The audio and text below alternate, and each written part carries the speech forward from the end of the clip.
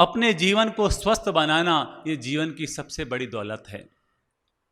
अपने आप को स्वस्थ बनाना ये जीवन की सबसे बड़ी दौलत है। अगर कोई व्यक्ति स्वस्थ है तो समझना चाहिए कि उसके पास एक बहुत बड़ी दौलत है। अगर हम स्वस्थ हैं तो शांति को भी उपलब्ध कर सकते हैं, समृद्धि को भी उपलब्ध कर सकते हैं। और अगर हम स्वस्थ नहीं हैं तो धीरे धीरे हमारे हाथ से शांति भी चली जाएगी, समृद्धि भी चली जाएगी। इसलिए हमें अपने जीवन में सदाबहार स्वस्थ रहने के लिए, प्रसन्न रहने के लिए हमेशा इस बात पर गौर करते रहना चाहिए कि मैं स्वस्थ हूँ या नहीं हूँ। याद रखिएगा, जैसे शरीर स्वस्थ होना जरूरी है वैसे ही हमारा मन भी स्वस्थ होना जरूरी है, क्योंकि शरीर और मन ये दोनों एक दूसरे से जुड़े हुए हैं। अगर शरीर स्वस्थ होगा तो मन भी स्वस्थ रहेगा, और मन बीमार है तो शरीर भी बीमार हो जाएगा। दोनों एक दूसरे से कनेक्टेड है।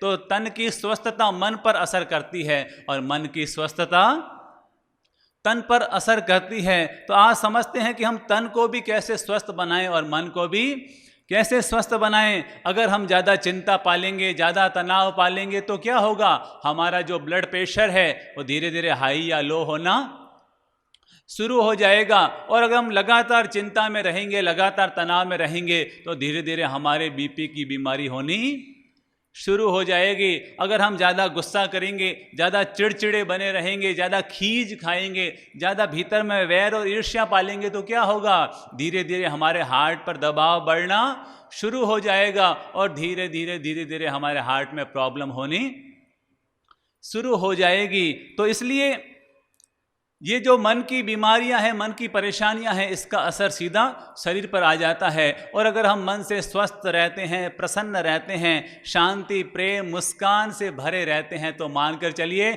हमारे जीवन में कोई बीमारी ही नहीं आएगी। और अगर कोई बीमारी है भी तो वो भी धीरे धीरे चली जाएगी। एक बार एक व्यक्ति मरकर के स्वर्ग में पहुंचा। जैसे ही स्वर्ग में उसने प्रवेश किया और स्वर्ग का नजारा देखा तो उसका चेहरा उदास हो गया। ये देखकर स्वर्ग में रहने वाली देवियां बहुत हक्के बक्के में रह गए कि यहां पर तो जो भी आता है वो एकदम खुश हो जाता है और ये उदास हो गया। पूछा, भाई उदास क्यों हुए हो, स्वर्ग में आए हो, स्वर्ग में, नरक में नहीं आए हो? तो उसने कहा कि हाँ, मुझे मालूम है कि मैं स्वर्ग में आया हूँ और स्वर्ग के नज़ारों को देखा तो मेरा चेहरा उतर गया। दरअसल बात यह है कि मैं तो यहाँ पर 20 साल पहले ही आने वाला था। मैं तो यहाँ पर 20 साल पहले ही आने वाला था। 20 साल पहले मेरी तबीयत बहुत बिगड़ गई थी और मुझे लग रहा था कि अब मैं जीवित नहीं रह पाऊंगा, मैं मर जाऊंगा। तभी मेरा एक परिचित मित्र आया और जब उसने मेरी हालत देखी तो कहा, अरे तू इतना रो क्यों रहा है, इतना उदास क्यों है, इतना बेचैन क्यों है? अरे मरना तो एक दिन सबको है, फिर मरने से क्या घबराना। अरे जब तक सांस है खुश होकर के, प्रसन्न होकर के, मस्त होकर के जी, और अपने जीवन में थोड़ा थोड़ा योग कर, ध्यान कर, प्राणायाम कर।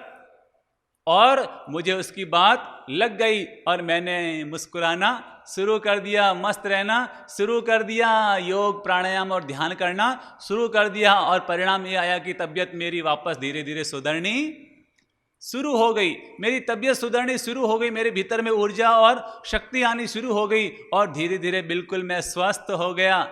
मैं स्वस्थ हो गया और मेरी उम्र 20 साल बढ़ गई। लेकिन जब ये स्वर्ग का नज़ारा देखा तो मेरे मन में आ रहा है कि यार मैं तो 20 साल पहले ही मुझे यहाँ पर आ जाना चाहिए था। ये ऐसा आराम, ये शानदार जिंदगी तो मुझे 20 साल पहले ही मिल जाती अगर मैं अपने मित्र की बात नहीं मानता। तो स्वर्ग की देवी ने कहा, अरे मूर्ख, अच्छा हुआ कि मित्र ने तुझे सही सलाह दी और तूने उसको फॉलो करना शुरू कर दिया। अगर तू स्वस्थ होकर के नहीं जीता, प्रसन्न होकर के नहीं जीता तो याद रखना तुझे स्वर्ग नहीं, तुझे नरक नसीब होता। क्योंकि ऊपर वाला स्वर्ग उन्हीं को नसीब होता है जो जीते जी अपने जीवन को स्वर्ग सरीखा जिया करते हैं, जो जीते जी अपने जिंदगी को प्रसन्न होकर के, आनंदित होकर के स्वर्ग सरीखी जिया करते हैं। उन्हें ही मरने के बाद स्वर्ग नसीब हुआ करता है। इसलिए हमें ऊपर वाले स्वर्ग को पाना है तो पहले इसी जीवन को स्वर्ग जैसा बनाना होगा, सुंदर बनाना होगा, प्रसन्न बनाना होगा, आनंदित और स्वस्थ बनाना होगा। बस हमें शरीर के प्रति थोड़ा अच्छा नजरिया लाना बहुत जरूरी है। हमारे साधु संत कहते हैं कि शरीर नश्वर है, शरीर नश्वर है, शरीर नश्वर है। नहीं, केवल शरीर नश्वर ही नहीं है, इस शरीर के अंदर परमात्मा भी विराजमान है। इस शरीर के भीतर परमात्मा भी विराजमान है और परमात्मा तक पहुंचने की यात्रा भी इसी शरीर से होगी।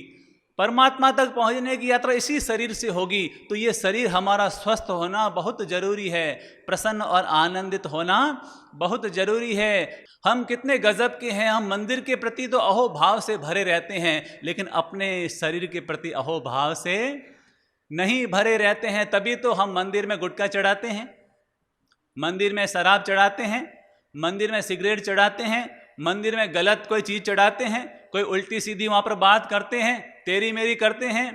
लेकिन हम इस शरीर में ऐसी गंदी गंदी चीज़ें डाल देते हैं। कितनी गजब की बात है कि इंसान मंदिर में तो गंदी चीज़ें नहीं चढ़ाता, लेकिन इस शरीर में रोज़ गंदी गंदी चीज़ें चढ़ा देता है। तो जितना अहोभाव हमारा मंदिर के प्रति होता है, मंदिर में विराजमान परमात्मा के प्रति होता है, उतना ही अहोभाव हमें इस शरीर के प्रति और इस शरीर में विराजमान परमात्मा के प्रति भी होना चाहिए। आज समझते हैं हम इस शरीर का साइंस, इस शरीर का विज्ञान समझते हैं कि हमारे इस शरीर में क्या है और क्या नहीं है। बस हमें इस शरीर के प्रति जागरूक होना बहुत ज़रूरी है। हम डॉक्टरों के भरोसे न रहें, हॉस्पिटलों के भरोसे न रहें, हम अपने आप के भरोसे रहें। तभी हम डॉक्टरों से भी बच पाएंगे और हॉस्पिटलों से भी बच पाएंगे।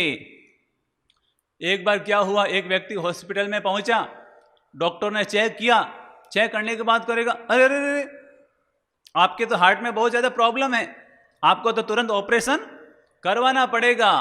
व्यक्ति ने कहा अच्छा ऐसा है, ठीक है मेरा ऑपरेशन कर दीजिए। और डॉक्टर ने कुछ टेस्टिंग लिखी और टेस्टिंग करने के बाद आपको तो अब तुरंत ऑपरेशन कराना पड़ेगा। वो व्यक्ति भी तैयार हो गया, सारे फॉर्म भर दिए गए, सारे फॉर्म भर दिए गए, सारी फॉर्मेलिटी हो गई। 1 घंटे के बाद हॉस्पिटल से वापस सूचना आई कि आपको ऑपरेशन कराने की जरूरत नहीं है।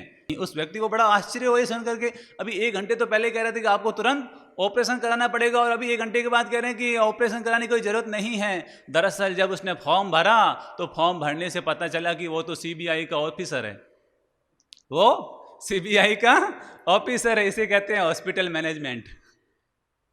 जैसे ही पता चला कि ये सीबीआई का बड़ा ऑफिसर है तो फट से कह दिया भाई आपको ऑपरेशन कराने की कोई जरूरत ही नहीं है। तो हॉस्पिटलों के भरोसे मत बैठिए, डॉक्टरों के भरोसे मत बैठिए, अपने आप की चिकित्सा आप खुद करने की कोशिश कीजिए। याद रखिएगा हमारा शरीर 5 तत्वों से बना हुआ है, हमारा शरीर 5 तत्वों से बना हुआ है, जिसे पंच महाभूत कहते हैं। नंबर 1 पृथ्वी, नंबर 2 जल, नंबर 3 अग्नि, नंबर 4 वायु और नंबर 5 आकाश।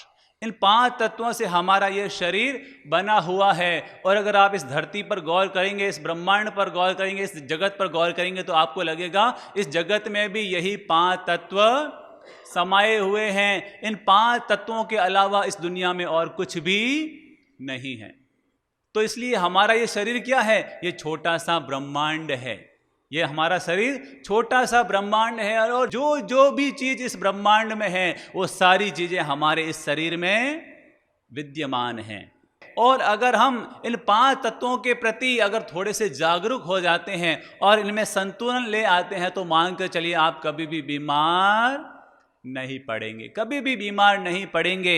इन 5 तत्वों में असंतुलन आना ही हमारी बीमारी का मुख्य कारण है। जब हम अप्राकृतिक आहार लेते हैं, जब हम अप्राकृतिक विहार करते हैं, जब हम अप्राकृतिक विचारों में रहते हैं तो धीरे धीरे हमारे ये 5 तत्व असंतुलित हो जाते हैं और शरीर में बीमारियां आनी शुरू हो जाती है। और जिसने इन 5 तत्वों को संतुलित रखा उसके शरीर में कोई बीमारी नहीं आएगी। और हकीकत तो ये है जिसने इन 5 तत्वों को साध लिया, समझ लो कि उसने परमात्मा को भी अपने आप साध लिया। परमात्मा को क्या कहते हैं, भगवान। क्या कहते हैं, भगवान। भगवान का पहला अक्षर क्या है, भ। भ का मतलब है भूमि, भ का मतलब है भूमि। दूसरा अक्षर क्या है? ग। भ ग, ग का मतलब है गगन। तीसरा अक्षर क्या है? वा। वा यानी व का मतलब है वायु, और उसमें दूसरा छिपा हुआ है अ का मतलब है अग्नि। और अंतिम अक्षर क्या है? न यानी नीर, यानी भूमि। भूमि के बाद गगन, गगन के बाद वायु, वायु के बाद अग्नि, और अग्नि के बाद नीर, यानी कि जो इन 5 तत्वों को साध लेता है वो अपने आप ही परमात्मा को साध लेता है, भगवान को साध लेता है। इसलिए हमें इन 5 तत्वों में संतुलन लाने के लिए सदा तत्पर रहना चाहिए। हम बीमार क्यों पड़ते हैं? कभी घुटनों में दर्द, कभी कमर में दर्द, कभी गर्दन में दर्द, कभी कंधों में दर्द। रोज कहीं ना कहीं हमारा दर्द पैदा हो जाता है। कभी कब्ज की प्रॉब्लम, कभी गैस की प्रॉब्लम, कभी एसिडिटी की प्रॉब्लम, कभी दिमाग भारी, कभी हार्ट भारी। ये सब क्यों होता है? जब इन 5 तत्वों में असंतुलन आता है तो ये बीमारियां शुरू हो जाती है। जैसे आपको भी सर्दी खांसी जुकाम होता है तो आप तुरंत दवाई लेते हैं और दवाई लेकर के 7 दिन में ठीक होते हैं। मुझे भी सर्दी खांसी जुकाम होता है तो मैं बिना दवाई के 7 दिन में ठीक हो जाता हूँ। आप दवाई लेकर के रविवार को ठीक होते हैं और मैं बिना दवाई लेकर के संडे को ठीक होता हूँ।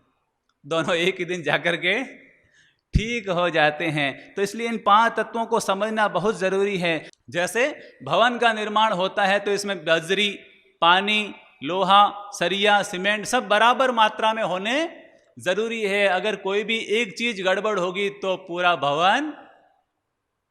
भवन व्यवस्थित नहीं बन पाएगा, कभी भी दुर्घटना हो सकती है। जैसे भवन के निर्माण में सारे तत्वों का संतुलित होना जरूरी है, वैसे ही हमारा स्वस्थ रहने के लिए भी इन 5 तत्वों का संतुलित होना जरूरी है। सबसे पहला है पृथ्वी। पृथ्वी यानी हमारे पूरे शरीर में जितने भी हड्डियां हैं, जितना भी मांस है, जितना भी मज्जा है, वो सब पृथ्वी से संबंधित है। दूसरा है जल, यानी हमारे शरीर में जितना भी खून है, मूत्र है, पसीना है, वीर्य है, रज है, ये सब जल से संबंधित है। तीसरा है हमारे शरीर में जितनी भी हवा है, चाहे फेफड़ों में है कि हार्ट में है कि श्वसन में है कि छाती में है, ये सब वायु से संबंधित है। और चौथा है अग्नि। हमारे शरीर में जो गर्मी का हमें आभास होता है, हमारे पेट में जो हमें अग्नि का अनुभव होता है, गर्मी का अनुभव होता है, ये सब अग्नि तत्व से संबंधित है। और अगला है आकाश, यानी कि जो गले के ऊपर का जो भाग है वो आकाश से जुड़ा हुआ है। अगर हम शरीर को समझते हैं कि शरीर में 5 तत्व कहाँ कहाँ हैं, वैसे तो पूरे शरीर में ही 5 तत्व है, लेकिन हमारे पेडू से नीचे पृथ्वी तत्व है, पेडू में जल तत्व है, पेट में अग्नि तत्व है, हृदय और छाती में वायु तत्व है, और गले से ऊपर आकाश तत्व है। इस तरह ये 5 तत्वों का हमारे शरीर में विद्यमान रहते हैं। अगर हमारे शरीर में पृथ्वी तत्व की कमी हो जाएगी तो समझ लेना व्यक्ति स्वार्थी बन जाएगा। जैसे ही पृथ्वी तत्व की कमी होती है कि व्यक्ति स्वार्थी बन जाता है, जैसे ही जल तत्व की कमी होती है कि आदमी की सौम्यता कम होनी शुरू हो जाती है, जैसे ही अग्नि तत्व की कमी आती है कि हमारी पाचन शक्ति कमजोर हो जाती है, जैसे ही हमारा वायु तत्व कम होता है कि हमारी स्मरण शक्ति कमजोर हो जाती है, और जैसे ही हमारा आकाश तत्व में कमी आती है कि हमारे पूरे शरीर और दिमाग का बैलेंस बिगड़ना शुरू हो जाता है। इसलिए इन 5 तत्वों का संतुलन बहुत जरूरी है। पहला तत्व है पृथ्वी। पृथ्वी का मतलब है मिट्टी। मिट्टी में गुरुत्वाकर्षण की शक्ति होती है। जैसे ही हम मिट्टी के संपर्क में जाते हैं तो मिट्टी अपनी गुरुत्वाकर्षण शक्ति से हमारे अंदर की जो भी गंदगी है उसको खींच लेती है और हमें स्वस्थ कर देती है। पहले तो हम मिट्टी में खेलते थे, मिट्टी से हाथ धोते थे, मिट्टी पर बैठते थे, मिट्टी से खेलते कूदते थे, और आज क्या हो गया है, हम मिट्टी से दूर हो गए। हम मिट्टी से दूर हो गए तो इसलिए हमारे शरीर में बीमारियां आनी शुरू हो गई। तो अब क्या करें कि हम पृथ्वी तत्व से जुड़े हुए रहें? तो नंबर 1, हमें सुबह सुबह नंगे पांव घूमने की आदत जरूर रखनी चाहिए। जब हमारे पांव पृथ्वी माता के संपर्क में आएंगे तो हमारे शरीर में पृथ्वी तत्व का बैलेंस बना हुआ रहेगा। तो नंबर 1, हमें नंगे पांव सुबह थोड़ी देर घूमने की आदत ज़रूर होनी चाहिए। और नंबर 2, हमें सुबह सुबह योग करने की आदत भी जरूर होनी चाहिए। आप 5 मिनट 10 मिनट ही योग करें, लेकिन योग जरूर करें, तो इससे आपका जो पृथ्वी तत्व है वो हमेशा संतुलित बना हुआ रहेगा। और कभी कभी सप्ताह में 1 दिन अपने पूरे शरीर पर तेल की मालिश करें, और फिर तेल की मालिश करने के बाद अपने पूरे शरीर पर मिट्टी लगा लें। मिट्टी को गीला किया और पूरे शरीर पर लगा दिया, पूरे शरीर पर मिट्टी को लगा दिया, और मिट्टी को लगाने के बाद आप धूप में बैठ गए। धूप में बैठ गए, जब आप धूप में बैठ जाएंगे तो मिट्टी सूख जाएगी, और जब मिट्टी सूख जाए तो मिट्टी को झटक दीजिए, और झटकने के बाद शरीर शुद्धि कर लीजिए। और ये मिट्टी का जो लेप है, ये आपके अंदर जितनी भी पृथ्वी तत्व से संबंधित जो भी गड़बड़ी है वो सारी खींच करके बाहर फेंक देगी। तो सप्ताह में 1 दिन आप मिट्टी का भी प्रयोग कर सकते हैं। प्राकृतिक चिकित्सा में तो पूरी मड थेरेपी चलती है।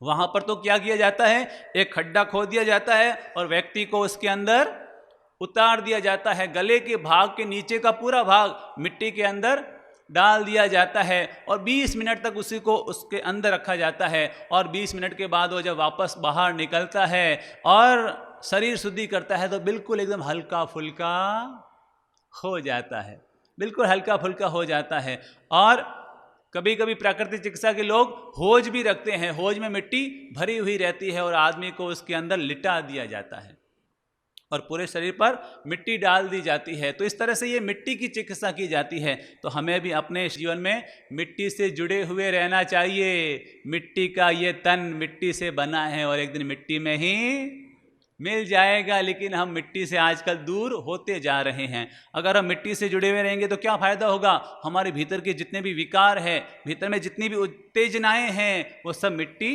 खींच लेगी। अगर हम मिट्टी से जुड़े हुए रहेंगे तो कभी बुखार की नौबत नहीं आएगी। हमारी आदि व्याधि सब मिट्टी खींच लिया करती है। तो अपने जीवन में सुबह सुबह घूमने की आदत जरूर रखा करें।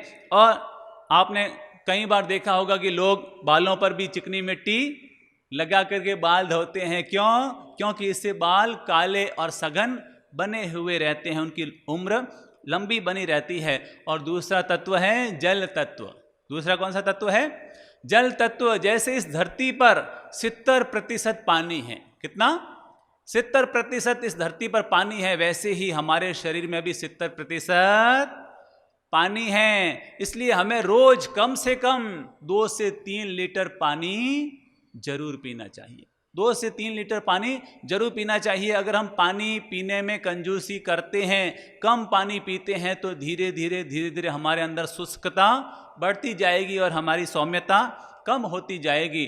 तो डेली रूटीन में कम से कम हमें 2 से 3 लीटर पानी जरूर पीना चाहिए। जैसे सुबह नवकार्षी आई तो नवकार्षी आते ही आप भोजन मत लीजिए, नाश्ता मत लीजिए। जैसे ही नवकार्षी आई तो सबसे पहले आप 2 गिलास 3 गिलास 4 गिलास पानी पीजिए। सबसे पहले आप नींबू पानी पी सकते हैं, गुनगुना पानी पी सकते हैं। सबसे पहले सुबह सुबह 2 गिलास 3 गिलास 4 गिलास पानी पीजिए। जब आप पानी पिएंगे तो क्या होगा, पूरे शरीर में पानी घूमना शुरू हो जाएगा और अंदर जहां भी मल चिपका हुआ है, जहां भी मल चिपका हुआ है, तो पानी पीने के बाद हमें शंका होगी और शंका के साथ हमारे भीतर में जमी हुई गंदगी निकल जाएगी। पेशाब के बहाने पूरा शरीर साफ हो जाएगा, किडनी भी साफ हो जाएगी। तो ये सुबह सुबह पानी पीने की आदत आप जरूर रखा करें। और दूसरा है, जब भी गर्मी हो तो गर्मी में हमेशा मटके में रखा हुआ पानी पिया करें। मटके में रखा हुआ पानी पिया करें, तो इससे पानी भी निर्मल रहेगा और मिट्टी का भी आपको फायदा मिलेगा। तो गर्मी में मटके का पानी पिया करें और सर्दी में तांबे के घड़े में रखा हुआ पानी पिया करें। फ्रिज का पानी भूल चूक के न पिएं। फ्रिज का पानी पीना शरीर के जल तत्व को असंतुलित करना है, बीमारियों को आमंत्रण देना है। तो भूल चूक के फ्रिज का पानी मत पीजिए। पीना हो तो गर्मी में मिट्टी के मटके का पानी और सर्दी में तांबे के मटके का पानी पिए, तो ऐसे आपको बहुत फायदा मिलेगा। और अगला निवेदन है कि जैसे कभी आपको लगे कि पेट में बहुत जलन हो रही है, पेट में बहुत बेचैनी है, पेट में बहुत असहजता हो रही है, तो आप कुछ मत कीजिए। एक गीला तौलिया ले लीजिए और गीले तौलिए को नीचे से लेकर ऊपर तक यहाँ रख दीजिए और लेट जाइए। केवल 15 मिनट में, 20 मिनट में आपको लगेगा सारी आपके शरीर की गर्मी शांत हो जाएगी। ये हमारा खुद का यानी कि ये अनुभूत प्रयोग है। जब हमें भी ऐसा लगता है तो हम एक गीला तौलिया यहाँ पर रख देते हैं और लेट जाते हैं। 15-20 मिनट में बिल्कुल पेट की सारी गर्मी बिल्कुल शांत हो जाती है। तो इसलिए ये पानी से जुड़े प्रयोग है। और आपने सुना होगा बर्फ़ की सिकाई, गर्म पानी की सिकाई, ये भी इलाज है। अगर आपको लग रहा है कि शरीर में अमुक जगह पर रोज दर्द बना हुआ रहता है तो आप गर्म पानी की सिकाई कीजिए। और आपको लगता है कि जैसे अचानक आपके पाँव में मोच पड़ गई है या कोई दर्द हो गया है तो आप बर्फ़ की सिकाई कीजिए। बर्फ़ क्या करता है, हमारी खून को इकट्ठा करता है, और गर्म सिकाई क्या करती है, वो खून को ऐसे दूर फेंकती है। तो इस तरह से गर्म और ठंडे पानी की सिकाई से भी कई बीमारियों का इलाज हम कर सकते हैं। और आपको मालूम है हम स्नान क्यों करते हैं? स्नान इसीलिए करते हैं, हम पानी तत्व के संपर्क में, जल तत्व के संपर्क में आते हैं, और जैसे ही हम स्नान करते हैं तो बिल्कुल हल्के फुल्के और फ्रेश हो जाते हैं। तो कुछ लोग तो क्या करते हैं, धड़ाधड़ पानी ऊपर डाल देते हैं। ऐसा मत कीजिए। अगर आपको शरीर शुद्धि करनी है तो पानी के अच्छे से रगड़िए, हाथों से अच्छे से, पूरे हाथों की, पाँवों की अच्छे से, पूरे शरीर की अच्छे से आप मसाज कीजिए साथ में। या फिर आपके पास तौलिया है तो गीला तौलिए को गीला करके पूरे शरीर को अच्छे से रगड़िए। जब आप अच्छे से रगड़ेंगे तो आपके भीतर में घर्षण होगा, और घर्षण होगा तो आपके शरीर के अंदर की जो भी गंदगी है वो सब निकल जाएगी। और अगला है अग्नि तत्व। अगला क्या है? अग्नि तत्व। वो हमारे पेट में अग्नि तत्व रहता है। आजकल हम सूर्य से बहुत दूर होते जा रहे हैं, सूरज से दूर होते जा रहे हैं। दिन भर एसी में रहना, ऑफिस भी एसी, गाड़ी भी एसी, जहाँ घर में रहते हैं वहाँ भी एसी, और परिणाम यह आया कि हम अग्नि से, सूरज से बहुत दूर होते जा रहे हैं। अभी कुछ महीने पहले एक मुंबई से सज्जन आए थे, उन्होंने बताया कि हमारा तो बस दिन भर रात भर एसी में रहना होता है, और धीरे धीरे परिणाम ये आया कि जब हम सूर्य की गर्मी नहीं लेते हैं तो हमारी जो हड्डियां हैं वो अंदर ही अंदर गलनी शुरू हो जाती है, अंदर ही अंदर कमज़ोर पड़नी शुरू हो जाती है। और उन्होंने कहा कि मुझे हड्डी से जुड़ा हुआ ऐसा रोग हो गया, ऐसा रोग हो गया कि देखते ही देखते मेरा 25 किलो वजन कम हो गया और मैं बिल्कुल एकदम कमज़ोर हो गया। तब डॉक्टर ने कहा कि ये आपके सूरज से दूर होने का परिणाम है। अगर हम सूरज की गर्मी नहीं लेंगे, अग्नि तत्व नहीं लेंगे, तो हमारी हड्डियाँ कमज़ोर होनी शुरू हो जाएगी। जैसे जब को आपको लग रहा है जैसे घुटने में बहुत दर्द रहता है, तो आप कुछ मत कीजिए, आप सूरज में अपने घुटने के भाग को, कपड़े को हटा के घुटनों को आप धूप में रखिए। 20 मिनट, 15 मिनट, 10 मिनट घुटनों की सिकाई होने दीजिए, और चमत्कार होगा कि 7 दिन में ही आपको फर्क पड़ना नज़र आ जाएगा। जैसे आपके कमर में दर्द है तो आप कमर सूरज की और अपनी कमर रख दीजिए और 15 मिनट उसकी सिकाई, अच्छे से सिकाई आप कीजिए। देखिए आपके शरीर का हड्डी से जुड़ा हुआ कोई भी दर्द है, आप जैसे ही सूर्य के संपर्क में आएंगे तो आपका वो दर्द धीरे धीरे अपने आप ही कम होना शुरू हो जाएगा।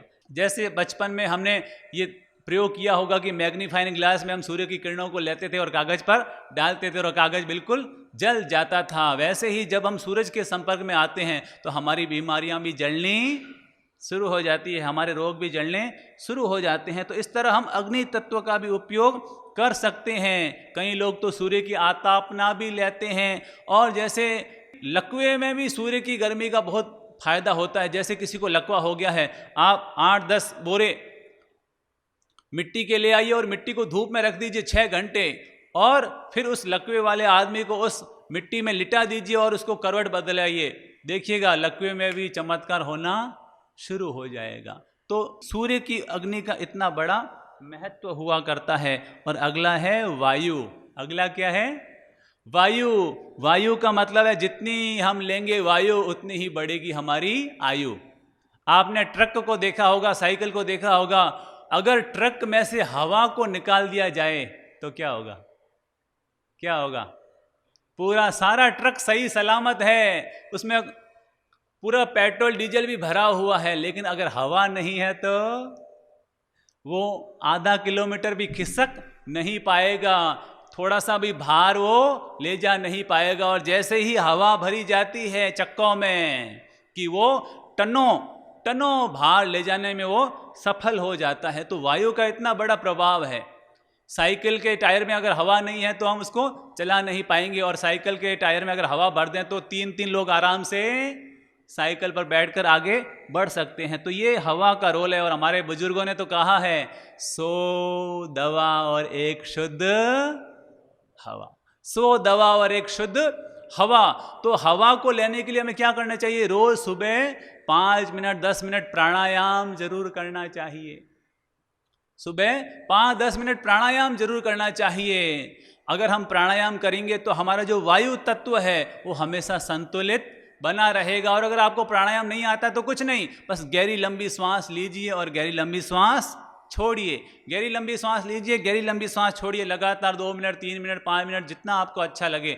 और जैसे ही आप गहरी लंबी सांस लेंगे, केवल 3 मिनट के बाद 5 मिनट के बाद आपको लगेगा पूरा शरीर चार्ज हो गया, पूरी कोशिकाएं चार्ज हो गई, भीतर में जो भी चिंता तनाव वो सब निकल गए। आज पूरे विश्व में प्राणायाम इतना चल रहा है, क्यों? क्योंकि ये वायु का कमाल है, प्राण वायु का कमाल है। तो इसलिए हमें रोज सुबह प्राणायाम जरूर करना चाहिए। और अंतिम है आकाश। अंतिम कौन सा तत्व है? आकाश। आकाश का मतलब है स्पेस, खाली जगह। यहां से ऊपर हमारा आकाश तत्व हुआ करता है। तो हमें 24 घंटे में से 2 मिनट 3 मिनट 5 मिनट हमें ऐसे भी निकालने चाहिए जब हम बिल्कुल शांत रहें, बिल्कुल मौन रहें, ना कुछ करना ना कुछ सोचना। तो इससे हमारा आकाश तत्व हमारे भीतर में बढ़ना शुरू हो जाएगा। हम दिन भर रात भर विचारों में ही जीते हैं, हमेशा क्रियाओं में ही जीते हैं, कभी शांत और मौन होना तो सीखते ही नहीं हैं, कभी शांत और मौन होना तो सीखते नहीं हैं। 3 मिनट से हमें शुरुआत करनी चाहिए और 48 मिनट तक इस अभ्यास को बढ़ाना चाहिए। ध्यान में यही तो किया जाता है। ध्यान में क्या किया जाता है? अपने आप को शांत और मौन करना। जैसे ही हम शांत होते हैं, मौन होते हैं, कि हमारे भीतर का आकाश तत्व हमारे भीतर में फैलना शुरू हो जाता है। और जब हम आकाश तत्व बढ़ता है तो हमारे भीतर की शांति, हमारे भीतर की निर्मलता, हमारे भीतर की प्रसन्नता वो अपने आप बढ़नी शुरू हो जाती है। शुरू में तो जैसे आकाश में कोहरा आता है, तूफान आता है, बादल आते हैं। जब हम शुरू में बैठेंगे तब तो हमारे भीतर में विचार आएंगे, ये आएंगे वो आएंगे, कई तरह की चीज़ें आएगी और हम विचलित हो जाएंगे। लेकिन जैसे आकाश निष्प्रभ बना रहता है,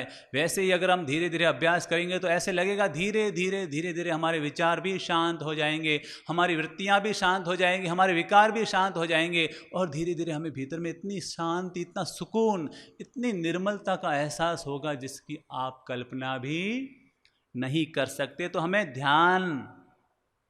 ध्यान का भी अभ्यास करना चाहिए। याद रखिएगा, इंसान के अलावा इस प्रकृति में जितने भी प्राणी हैं वो सब इन्हीं 5 तत्वों का उपयोग करके ही ठीक हुआ करते हैं। वो कभी हॉस्पिटल में नहीं जाते, डॉक्टरों के पास नहीं जाते। लेकिन इंसान थोड़ी सी भी कोई प्रॉब्लम आती है और फट से डॉक्टरों के पास भागता है, हॉस्पिटलों के पास भागता है। अगर हम ये 5 तत्वों का ध्यान रखेंगे तो मानकर चलिए, अगर हमारे 5 तत्व संतुलित है तो मानकर चलिए हमारे शरीर में जल्दी से बीमारी आएगी ही नहीं। हम स्वस्थ और ऊर्जावान बने हुए रहेंगे। पूरा तंत्र हमारे शरीर में ही विद्यमान है।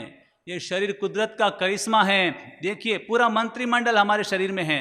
पाँव हमारे यातायात मंत्री है, हाथ हमारे श्रम मंत्री है, पेट हमारा खाद्य मंत्री है, श्वास हमारा स्वास्थ्य मंत्री है, हृदय हमारा गृह मंत्री है, आंखें हमारी दूर संचार मंत्री है, कान हमारे कानून मंत्री है, जीभ हमारी सूचना मंत्री है, दिमाग हमारा शिक्षा मंत्री है, हृदय हमारा, प्राण हमारे प्रधानमंत्री है और आत्मा हमारी राष्ट्रपति है।